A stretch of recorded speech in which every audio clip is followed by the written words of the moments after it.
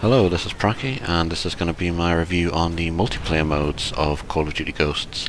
I haven't really played Call of Duty multiplayer properly for quite a while. I think the last time I did so was probably Call of Duty 2. I've had a look at some of the Modern Warfare games and their multiplayer modes, but never really taken it too seriously. There should be an annotation somewhere on the screen to go to the single player review that I did for Call of Duty Ghosts, but for now let's just concentrate on the multiplayer and get on with it. SATCOM uplink enabled. SATCOM ready. Something that I absolutely have to mention, which I've already mentioned in my single player review, is the issues to do with the graphics and the performance of the PC version that I'm playing on. In fact, while I was preparing this review, the game was actually patched to fix some of these issues, but unfortunately I didn't really notice a difference. So about half of the footage in this video is recorded before the patch and half of it after the patch. See if you can tell the difference, because I couldn't tell the difference in game. If you want to hear me talk about the graphics a bit more in depth, I suggest you check out the single player review, but I'll provide a little summary here to help out. The main issue is that this game isn't really optimized for PC. Frequently I found the frames per second dropping to a really unplayable amount, and it didn't really seem to help when I changed the settings. Also, I was getting a good deal of micro stutter all over the place, which seemed independent from just about anything going on. Some parts were pretty dreadful, others not so much, but it was there and I couldn't really fix it no matter what I did with the settings. Also, the visuals aren't of the quality that you would expect from a AAA release like this.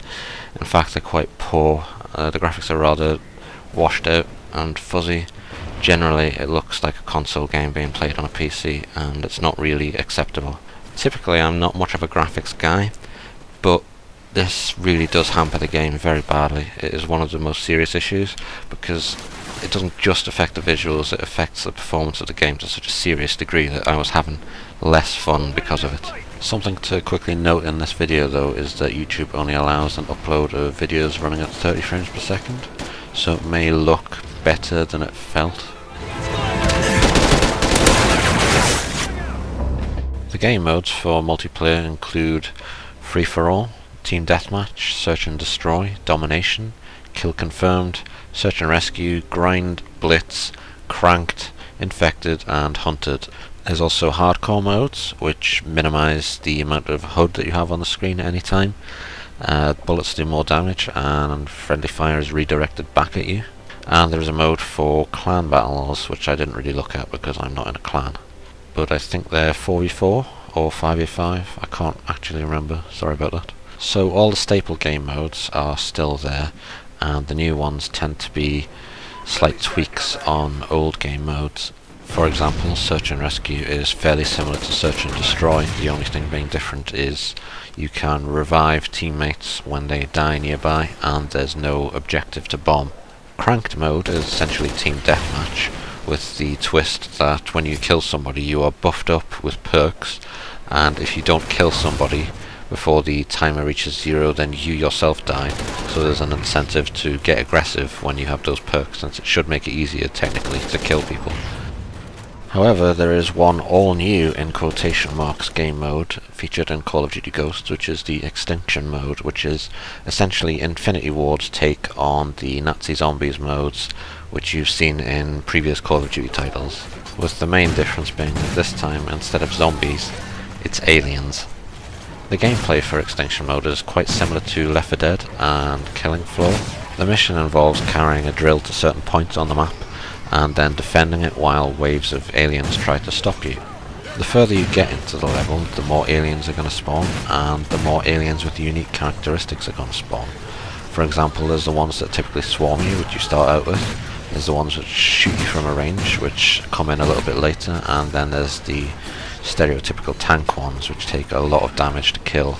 Something which is extremely similar to Killing Floor is that when you kill enemies you will receive money, which you can use to buy guns or erect static defences, which you'll find around the objectives on the map.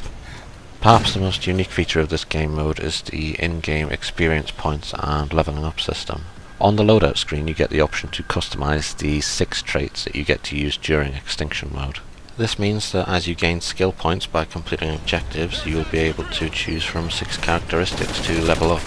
Characteristics which include passives like extra damage or extra health, or ones which focus on specific abilities, like increasing the amount of ammo that you get from dropping ammo boxes, or increasing the strength of strike packages like the IMS.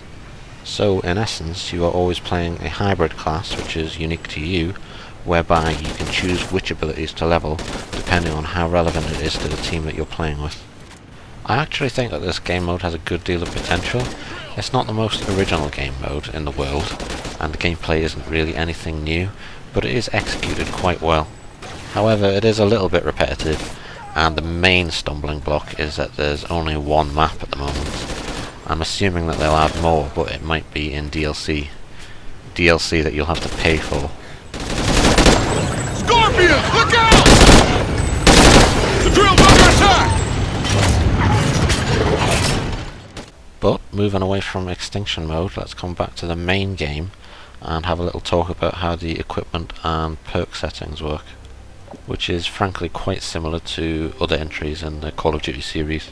The prestige system is still in place, which means that the higher you rank up, the more perks will become available to you by default, giving you some extra options in your loadout. But also in this game you'll be earning squad points, which you can get from just general play, but also from operations, which act a little bit like daily quests. You can refresh them when you want, and when you complete them you'll get a reward of squad points. The operations can include anything from getting kills with certain types of weapons, to using certain types of perks enough, and placing at certain places on the scoreboard even.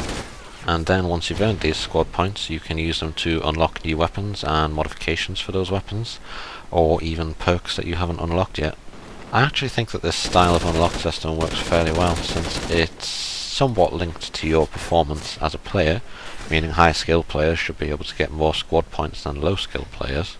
But also, if you're a new player and you're only specifically interested in getting one particular loadout up and running, you should be able to do it reasonably quickly, seeing as the difference between players with a low amount of squad points and a high amount of squad points should be more to do with versatility than the strength of their loadouts.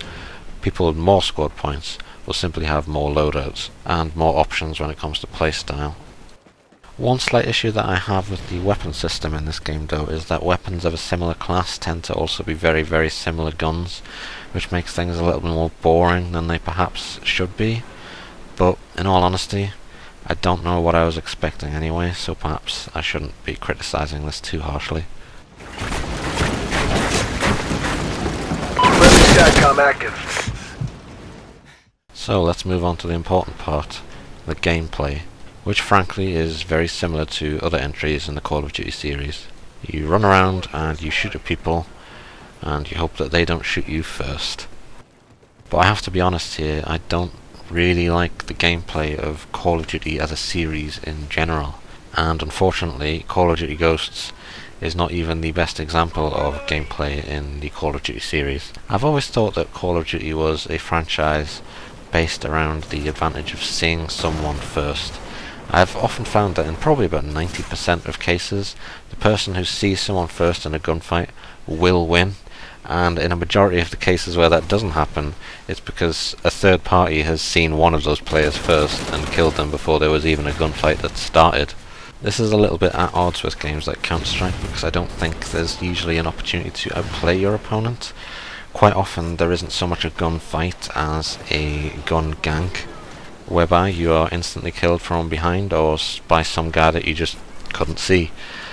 Frankly, it seems like because of this, one of the main skills in this game is to simply learn the maps very well, which is fine, but I don't particularly like the maps either.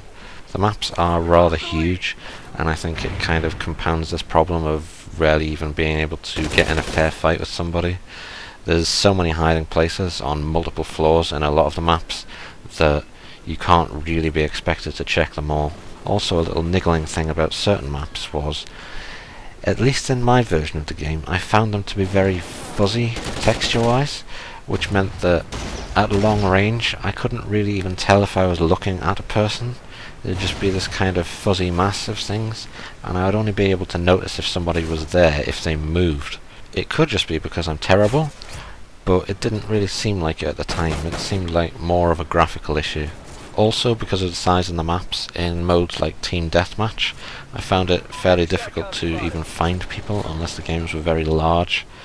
Again, this could be me being shit, but it seems as though the maps kind of lack focus as to areas that people would want to control, and so everybody just runs around in circles trying to find each other. Also, getting back onto the graphical issues affecting the gameplay somewhat, I found the field of view to be just terrible. It's like every time I was playing a particularly tunnel-visioned Cyclops, which really did hurt my awareness of the battlefield quite a lot. And this time it isn't me being shit, it really is quite dire. The gunplay in Call of Duty remains more or less untouched, in that it's very simple, sort of the most simple that I've seen in first-person shooters of this kind, I would say. There really isn't very much recoil at all, and since it only takes a couple of bullets to kill someone, it makes things very noob friendly. Just about anyone can kill anyone else, which in your opinion may be a good thing, but I didn't find it that compelling, since for the most part I didn't really feel too good about running around and shooting people in the back with a gun that is super duper easy to aim. There just didn't really seem to be much sense of achievement in it, and unfortunately it felt a little bit shallow. In fact, during the making of this review, I found a quote from John Gibson, who is the president of Tripwire Interactive, the creator of Red Orchestra and Killing Floor, and he says, "One of the things that Call of Duty does, and it's smart business to a degree, is they compress the skill gap.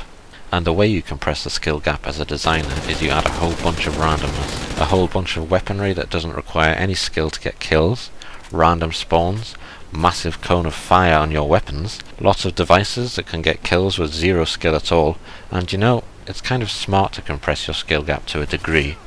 You don't want the elite players to destroy the new players so bad that the new players can never get into the game and enjoy it."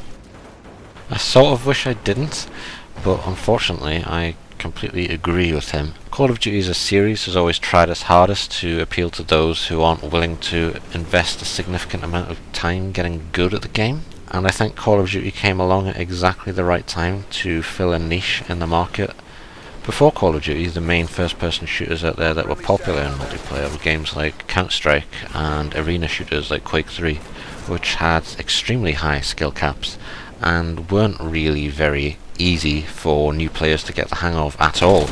In fact, I have multiple friends who still won't play Counter-Strike with me because they get shot in the face and don't have fun. That said, I'm not saying there aren't going to be ridiculous pro players for Call of Duty. I'm just saying that the skill gap between them and the worst players is going to be significantly smaller than in other games. It also makes it easy to behave kind of snobbishly and look down on Call of Duty as a game. But let's be honest, you don't sell so many copies by being a crap game. It's done its job and it's appealed to a lot of people. I don't think it's bad, it's just not really what I want, and I wouldn't really be surprised if there were a lot of PC gamers in particular out there that agreed with me. Finally, I want to talk about the lag in game. To its credit, for the most part, the netcode in this game works rather well. I wouldn't really notice any problems when I was shooting at people being shot at. However, there were moments where I would be hiding behind a wall and I would be killed by somebody, and I'd be very confused about that. So I'd go back and watch his kill cam, and on his kill cam I was still running to get behind that wall, but I'd been behind that wall for a few seconds on my screen.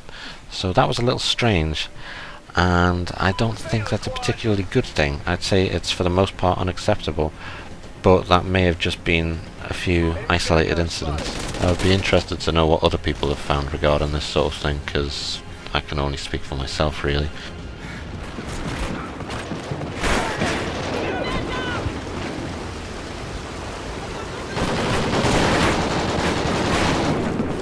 So, would I recommend Call of Duty Ghosts for the multiplayer? Not really, unfortunately. I wouldn't recommend it to people who hadn't played a Call of Duty game before. To them I would actually recommend Black Ops 2 probably, at least for the PC platform, as the whole thing was a lot more polished and everything worked a lot better. Really, I think that the technical ineptitude of Call of Duty Ghosts on the PC version is what really tips the balance here. The gameplay might be shallow, but it has proven to be fun in previous Call of Duty games. However, in this one, there hasn't really been any sort of an improvement made. In fact, if anything, it's been a bit of a step back. So would I recommend this game to people who are big fans of the Call of Duty series? The answer is, I don't really know. It's so difficult to say, because if you love Call of Duty, you will probably like Call of Duty Ghosts even on the PC, where it might be running a bit poorly for you. However, I would really recommend that you take a look at Battlefield 4, or perhaps a game like Titanfall, and just see whether they perhaps appeal to you as much or more, because it might be worth saving your money for them instead. However, if you're in the market for more of the same when it comes to Call of Duty, by all means, go and buy Call of Duty Ghosts, because you're going to get exactly what you expect. More of the same. Something which by this point appears to finally be hampering the series, as the lack of innovation is becoming painfully obvious to everyone, not just those who typically dislike Call of Duty. As such, if I had to give this game a score, which I don't, but I'm going to do anyway, it has to be 5 out of 10.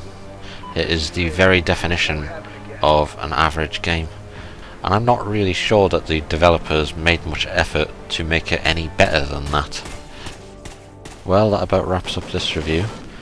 I wasn't expecting to like this game, but I tried hard to look at the good side of it, and even then, I must say I really wasn't that impressed. So I'm sorry if this review seemed biased to anyone, but hopefully it was useful to a few people out there.